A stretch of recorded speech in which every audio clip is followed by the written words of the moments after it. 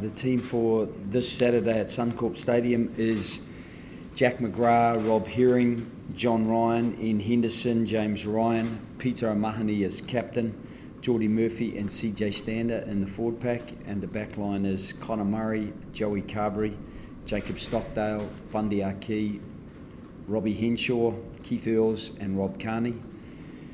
The replacements are Sean Cronin, Ken Healy, Tyg Furlong, Quinn Rue, Jack Conan, Kieran Marmion, Johnny Sexton and Jordan Lama.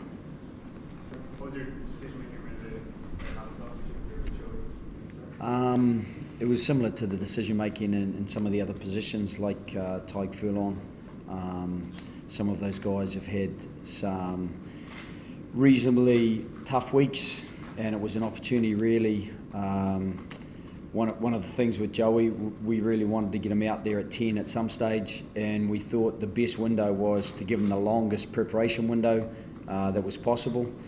As I said before we left Dublin, it was a surprise to myself when Joey decided to go to Munster. We didn't realise he was going to get that opportunity. We'd already talked about giving him this opportunity, so we decided to forge ahead with it really.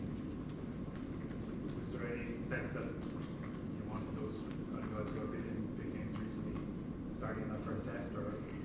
Yeah, it was trying to get a balance, Murray. So we decided that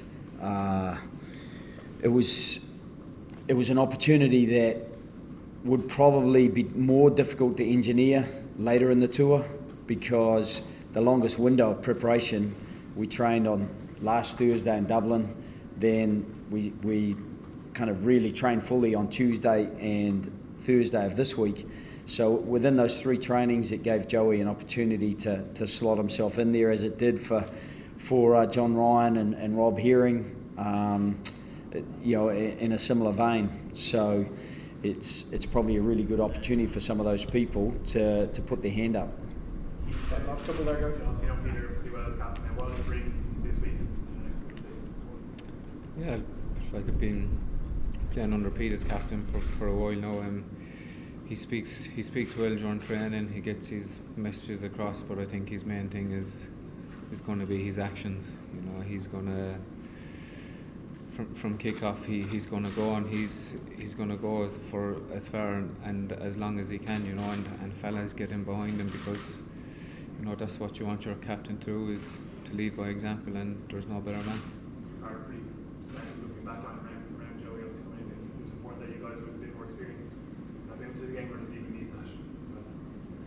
Yeah, no, look, he's two experienced lads, you know, with Robbie and Bundy, and I suppose myself and Karen's at the back as well, and Jacob has been Jacob this year. You know, he's been a freak, even though he hasn't much experience, but yeah, as long as we kind of stay tight as a unit, help Joey out as much as we can, but I don't think he'll need too much help. He's a great player, and I'm looking forward to that.